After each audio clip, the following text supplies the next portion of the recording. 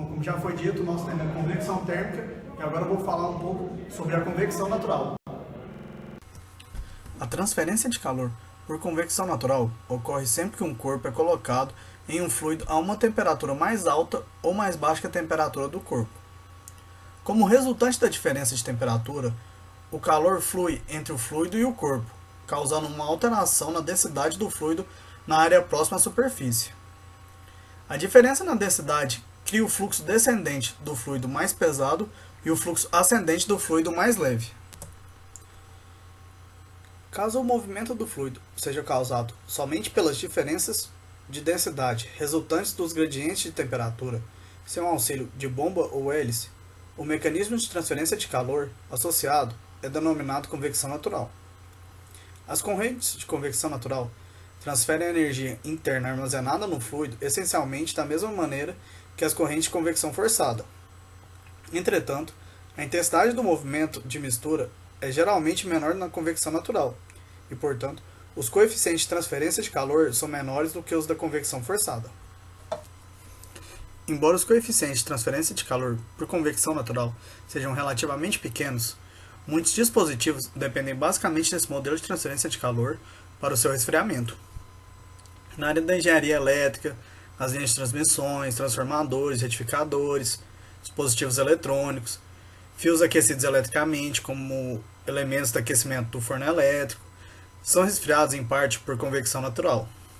A temperatura desses corpos se eleva acima da temperatura ambiente, em função do calor gerado internamente.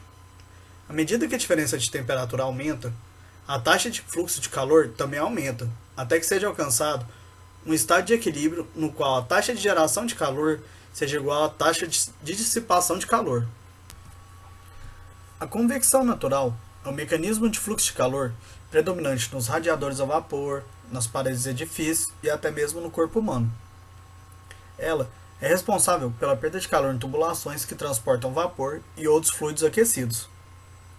Uma aplicação industrial muito comum de convecção natural é o resfriamento ao ar livre, sem a ajuda de ventiladores. Isso pode ocorrer desde pequenas escalas, como os chips de computador, a equipamentos de processo de larga escala. Geralmente, na convecção natural, a atração gravitacional é a força atuante sobre o corpo responsável pelas correntes de convecção. Como a gente pode ver aqui na figura, a gravidade está atuando nesse sistema, o fluido mais frio está descendo e o fluido mais quente está subindo. A gente tem nesse sistema também a temperatura bruta do fluido e a temperatura da superfície, que é o TF e o TS. Porém, a gravidade não é a única força atuante sobre o corpo que pode produzir a convecção natural. Em determinadas aplicações da aeronáutica, existem componentes como as pás das turbinas a gás e os estatorroteadores dos helicópteros que giram em alta velocidade. Associada a essas altas velocidades rotativas estão grandes forças de centrífugas cujas magnitudes, como no caso da força gravitacional, também são proporcionais à densidade do fluido e, consequentemente, podem gerar fortes correntes de convecção natural. Portanto, o resfriamento de componentes rotativos por convecção natural é possível mesmo em grandes escoamentos de temperatura. As velocidades de fluido nas correntes de convecção natural, especialmente nas geradas por gravidade, são geralmente baixas. Mas as características de escoamento na área próxima à superfície de transferência de calor são similares às de convecção forçada. A camada limite se forma próximo à superfície e a velocidade de fluido na interface é zero. Na convecção natural, como nos casos de convecção forçada, o escoamento pode ser laminar ou turbulento, dependendo da distância da borda dianteira, das propriedades do fluido, da força atuante sobre o corpo e da diferença de temperatura entre a superfície e o fluido. O campo de temperatura na convecção natural, para as aplicações práticas, em geral é utilizado a equação de Newton, onde o dQ vai ser igual ao HC vezes o dA vezes o TS menos o T infinito, onde o HC é o coeficiente de transferência de calor, o dA o diferencial da área, o TS a temperatura do corpo, o T infinito, a temperatura referente a um ponto do fluido suficientemente afastado do corpo, que seria mais ou menos a temperatura ambiente. Olhando na fórmula, a gente pode substituir o Ts menos o T infinito pelo ΔT. Matematicamente, a tendência de um sistema particular através de convecção natural baseia-se no número de Grashof, que é o GR, o qual é uma razão de forças de flutuação e forças viscosas. Um parâmetro beta é a expansividade de volume, que é K1, K-1. O G é a aceleração devido à gravidade. O ΔT é a diferença de temperatura entre a superfície quente e o corpo do fluido. L é o comprimento ou a dimensão característica, isso depende do objeto. V é a viscosidade. Para líquidos, os valores de beta são tabelados. Adicionalmente, beta pode ser calculado da seguinte forma: beta vai ser igual a 1 sobre V dV sobre dt. Já para gases, geralmente gás ideal, a fórmula é mais simples. Vai ser beta vai ser igual a 1 sobre T.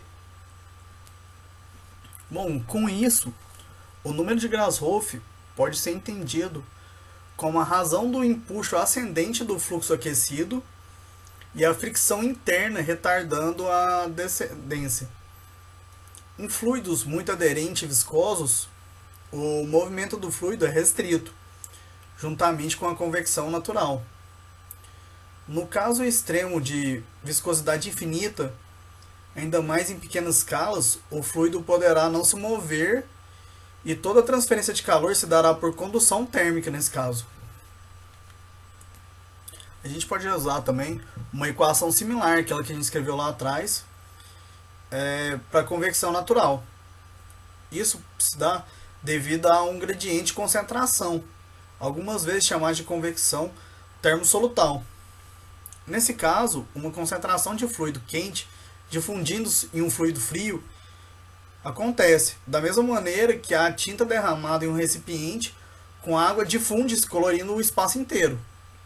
Na fórmula aqui a gente pode ver que o número de Grashof vai ser igual a gravidade vezes a expansividade do volume vezes a diferença de temperatura multiplicado também pelo comprimento ao cubo dividido pela viscosidade ao quadrado. Bom, aqui a gente tem que as magnitudes relativas dos números de Grashof de Reynolds determinam qual a forma de convecção que domina. Se o Grashof dividido por Reynolds ao quadrado for maior que 1, a convecção forçada pode ser desprezada. No caso, é só a convecção natural. Enquanto se o Grashof dividido por Reynolds ao quadrado for muito menor que 1, a convecção natural já nesse caso pode ser desprezada. A convecção natural é altamente dependente das geometrias da superfície quente. Várias correlações existem de maneira a determinar o coeficiente de transferência de térmica. O número de Rayleigh, o RA, é frequentemente usado já nessa forma. O RA vai ser igual ao número de Grashof vezes o PR, onde o PR é o número de Prandtl. Bom, aqui a gente vai ter uma correlação geral para aplicar nessa variedade de geometria, que é o Nusselt em relação a Reynolds e ao Prandtl. O valor do F4 vezes o Prandtl é calculado usando a seguinte fórmula ali de baixo, e com isso o número de Nusselt é uma grandeza bastante utilizada para determinar o coeficiente de transferência de calor por convecção, baseada na análise dimensional, na qual é utilizada para determinar o parâmetro através de relações similares. Falando agora de Nusselt, fisicamente o número de Nusselt representa a razão entre a transferência de calor de um fluido por convecção, ou seja, a transferência de fluido de movimento, e a condução, que pode ser considerada um caso extremo de convecção, ou seja, a convecção de um fluido em repouso. Considerando uma camada de fluido de espessura L com uma diferença de temperatura ΔT entre suas superfícies, a gente vai ter que a convecção dividido por a condução vai ser igual ao H vezes a diferença de temperatura dividido por L, que vai ser igual ao número de Nusselt. Bom, agora a gente já pode perceber, fazendo uma análise do número de Nusselt, que se ele for menor que 1 ou perto de 1 ali, a gente não vai ter convecção, apenas a condução térmica, como se esse fluido estivesse em repouso. Já se o número de Nusselt for crescendo cada vez mais, a gente pode perceber que a transferência de calor entre essas duas superfícies se dá por convecção térmica, muito mais por convecção térmica do que por condução térmica, né? Por esse motivo, a gente pode perceber que a gente usa convecção forçada diariamente.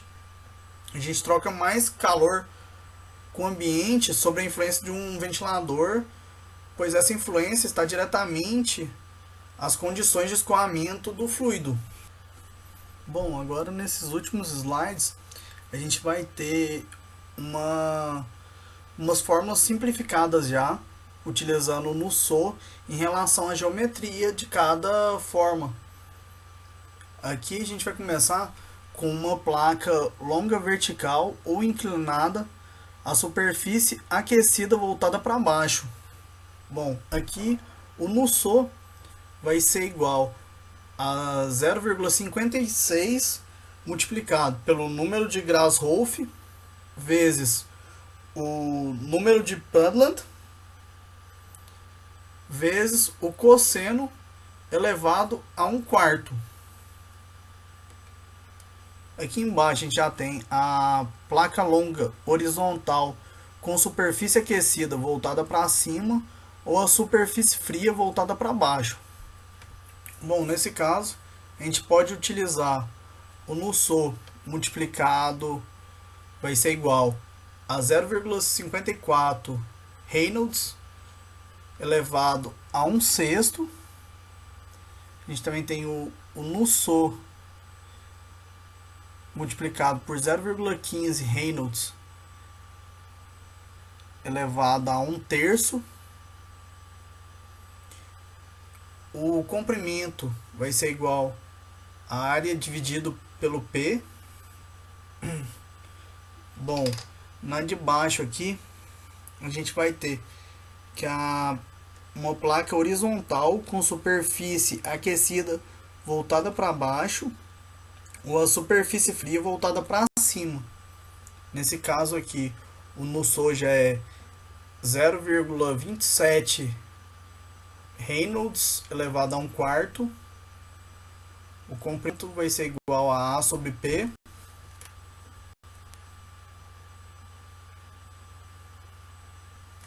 Nesse aqui, a gente tem um cilindro longo simples com o valor de Nusselt.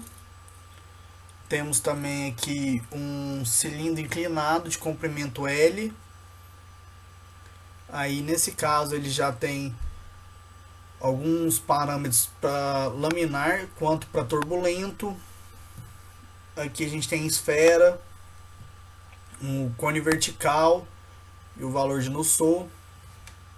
Bom, aqui a gente vai ter algumas outras figuras, por exemplo, como um espaço envolto por duas placas verticais aquecidas a partir de um lado,